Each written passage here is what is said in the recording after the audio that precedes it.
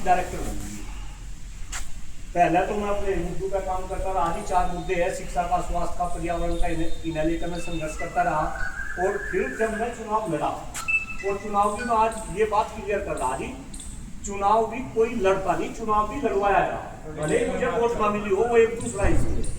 लेकिन जब मैं चुनाव लड़ा और चुनाव में मैं सारी व्यवस्था देखी, शिक्षा व्यवस्था देखी, भाई मैं तो एक संकल्प ले लिया था, उसी संकल्प को दोहरा, जब तक जीऊंगा। अगर आगे भी चुनाव लड़ा फिर हरवादियों कोई दिक्कत नहीं, लेकिन जब तक जीऊंगा सारी मुद्दे को आगे बढ़ाता।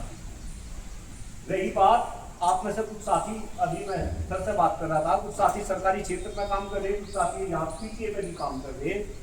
भाई चुनाव में मैं ये देखा, मैं भी प्राइवेट में हूँ, मेरी घरवाली भी प्राइवेट में है जी, और हमारी अच्छी खासी सैलरी है। लेकिन जब मैं चुनाव में घूमा तो मुझे ये पता चला कि इस देश में मास्टर 5-10 हजार रुपये में काम करते, एक मजदूर भी सुबह से लेकर शाम तक काम कर रहा, 500 रुपए की दाढ़ी पे, वो जो है 15,000 रुपए एक महीने के कमा लेगी। गलत तो नहीं बोल रहा। और देश के नेता लोग कह रहे हैं कि हम इस देश को विकसित बना देंगे, विश्व बना देंगे।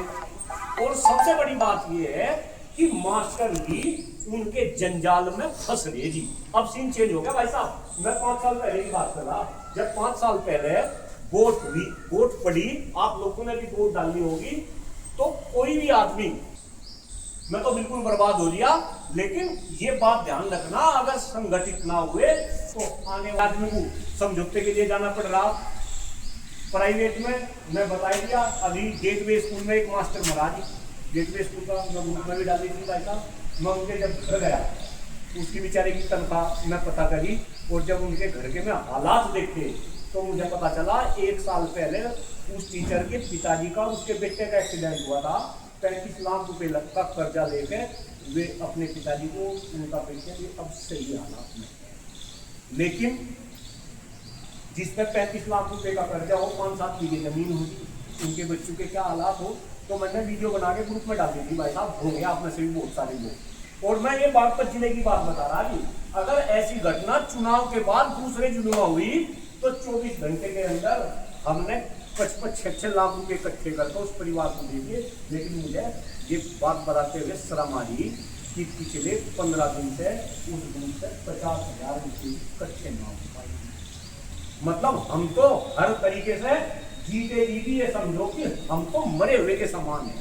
और मैं ये सोच रहा कि जब इस देश का मास्टर ही मर गया था, अरे हम तो सोसाइटी के अंदर स्टेज हुआ करते थे भाई, जहाँ निकल के हमारे पीछे जो है जमाना चलता था। और ये तो ऐतिहासिक विद्यालय, दोनों अंकल जी यही प्रिंसिपल थे मेरे साथ में चुनाव में, तो ये तो विद्यालय मेरे ख्याल से राजनीति का केंद्र रहा होगा। हाँ बिल्कुल है। तो आप लोगों को क्या दिक्कत है?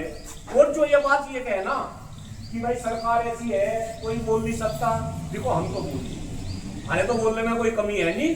जाना एक दिन सदा ऊपर है, आपको भी जाना और हमें भी जाना। वहां भी भगवान के, अल्लाह के वहां भी जो है दरबार रहेगा जाके। भाई छाती खोलकर मैं तो खड़ा हो जाऊंगा कि मैं तो अपना कर्म करके आया, भले ही किसी ने मेरा साथ दिया या नहीं दिया। आप देखो भाई, जो 5-7 भाई है जो पीटीए पे काम कर रहे हैं, उन्हें 10-10 हजार रुपए मिल रहे। जो सरकारी क्षेत्र में काम कर रहे हैं उनकी लाखों के रूप में सैलरी। भाई एक बात बताओ, बीवी बच्चे तो उनके भी है, दाल रोटी तो ये भी खा रहे, इनके आवाज क्यों नहीं उठाते? और फिर सरकारी में भी इतनी समस्या जी, पुरानी पेंशन और नई पेंशन में फंसा दिए, तो मैं सब बांट रखा सब। और ये सरकार की एक सोची समझी चाल है। अभी भी विद्यालय बंद होने लग रहे हैं। आप प्राइमरी में देखो भाई साहब, पिछले 8-9 साल से प्राइमरी में एक भी वैकेंसी नहीं मिली। ये तो ऑन रिकॉर्ड है जी सारी बात। ये सरकार की चाल है, जब वहाँ वैकेंसी नहीं कर ली, रिटायर तो होने ही लग रहे। प्राइमरी में 5 मास्टर पढ़ा लेते, पता चला 2 रिटायर हो लिए, अब 5 कक्षाओं में ये 3 मास्टर कैसे पढ़ाओगे, है ना? तो अभिभावक वहाँ क्यों भेजेगा अपने बच्चों को? अब धीरे धीरे उन्हें मर्ज करने लगे। आने वाले टाइम में यही हाल इन विद्यालयों का होगा और इनका होने लगा। प्रिंसिपल साहब आप तो बहुत ही जागरूक इंसान है, क्यों नहीं यहाँ संविधा पर आने लगे? राजकीय में संविधा पर रखने की बात होगी। और जो भाई 1-1 लाख रुपए सैलरी ले रहा भाई, उनके लिए बात बता रहा, नीम कड़वा हो, हितकारी हो सके प्रिंसिपल साहब तो रिटायर हो जा, लेकिन आने वाले समय में 20-30 हजार रुपए में काम करना पड़ेगा।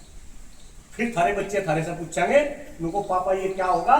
तब मेरे जैसे इंसान को याद करोगे, पता नहीं मैं तो जिंदा रहूंगा या ना रहूंगा, मेरा तो पता नहीं ये क्या करवा दे, ये पता नहीं जो बोल रहा दिल से बोल रहा, लेकिन तब याद करोगे कि अगर उस आदमी का साथ दे दिया होता तो शायद इस तरीके की मोहब्बत ना आती। भाई चुनाव तो हम 15 आदमी लड़े, 15 आदमी में से बता दो कोई भी आदमी किस तरीके से मैं काम कर रहा। भाई मेरे भी तो बीवी है, मेरे भी तो बच्चे हैं, और मेरी तो बीवी की भी सैलरी मेरे साथ दुगनी होली। शाम को जाऊँ अभी तन्ने मारे, सुबह निकल जाऊँ, नाश्ता दे दिया, दोपहर की रोटी छल्ले में बांध के दे दी, कहीं रुकेंगे जो बच्चा साथ में रहे खाना खा लेंगे, क्यों भाई हमारे बीवी बच्चे। तो कम से कम अगर आप अपनी आवाज नहीं उठा सकते, अगर कोई आदमी खाली आवाज उठा रहा तो उसका साथ तो दे दो। मेरे ग्रुप में बहुत सारे भाई यहाँ जुड़ रहे होंगे ना भाई, एक भी भाई बता दो अगर कभी फोन करके नु कहता हो नुको हाँ भाई मलिक भाई सही काम कर रहा है या हम तेरे साथ है, किसी का भी जाएगा मुझे फोन बता दो, किसी का भी फोन आता हो, सब अपना मस्ती से चलकर काम करते। सॉरी गलत तो नहीं बोलना भाई साहब। तो देखो मैं तो हाथ जोड़ कर निवेदन कर रहा, जब जाओ चुनाव गिराइए, दे दियो वोट भारतीय जनता पार्टी वालों को, कोई दिक्कत नहीं, लेकिन कम से कम अगर कोई थारी आवाज उठा रहा कम से कम उसका साथ। अभी बस एक निवेदन में ये कर रहा, एक कार्यक्रम हमने चला रखा जी, उसका नाम है शिक्षा पे चर्चा, वो भी देख रहे होंगे बहुत सारे भाई। लास्ट ईयर अपनी माता जी की पहली पुण्यतिथि में वो स्टार्ट हमने करा था, गौतम बुद्ध नगर में करा, फिर मुजफ्फरनगर में किया, मुजफ्फरनगर के बाद अभी 3 अगस्त में शामली को किया। अब वो कार्यक्रम हम यहाँ बागपत में, आज उसी को लेकर पहली मीटिंग है डिवाइन पब्लिक स्कूल में, पौने 2 बजे मैं वहीं जा रहा था।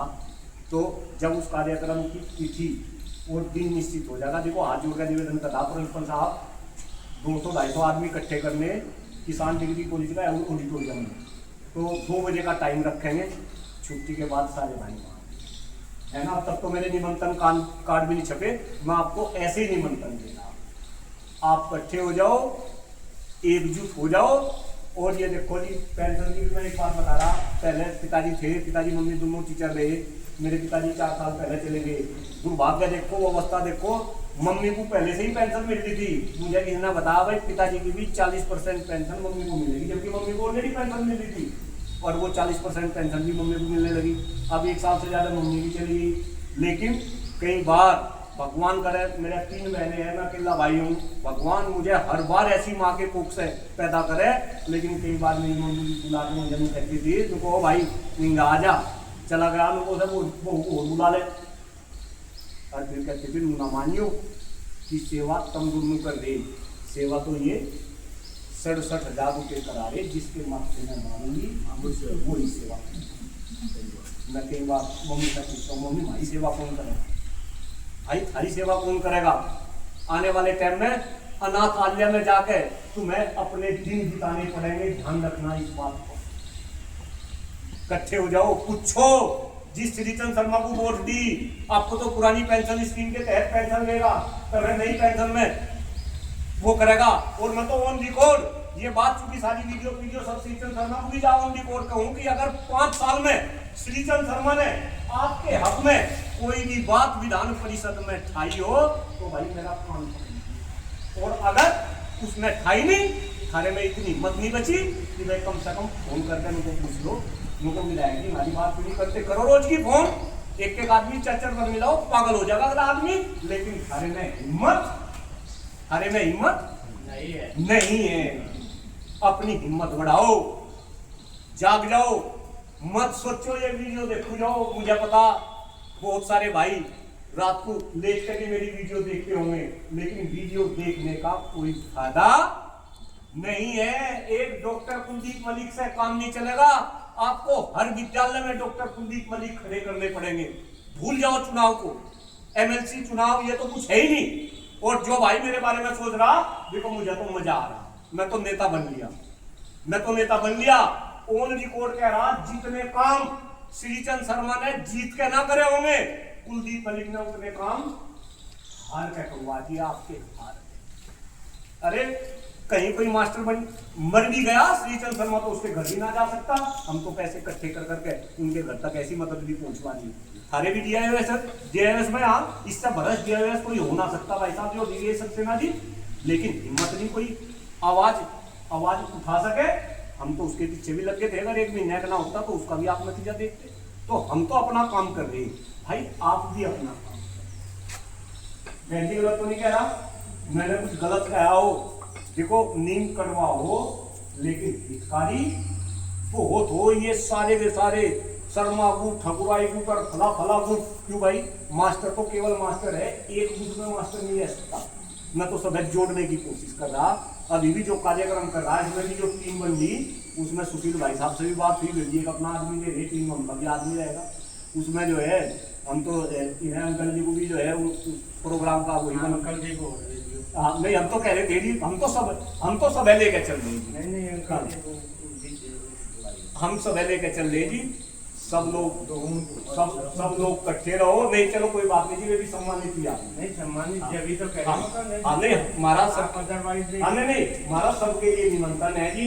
मैं कहीं गलत हूँ तो देखो मुझे भी सजेशन दे सको, कभी फोन वोन कर लिया करो, मेरे लायक कोई काम हो कोई सेवा हो तब भी आप मुझे फोन कर सको। मैंने कुछ गलत कहा हो उसके लिए मैं क्षमा प्रार्थी हूँ। अदरवाइज जय हिंद, जय भारत, जय शिक्षक समाज, बहुत बहुत धन्यवाद।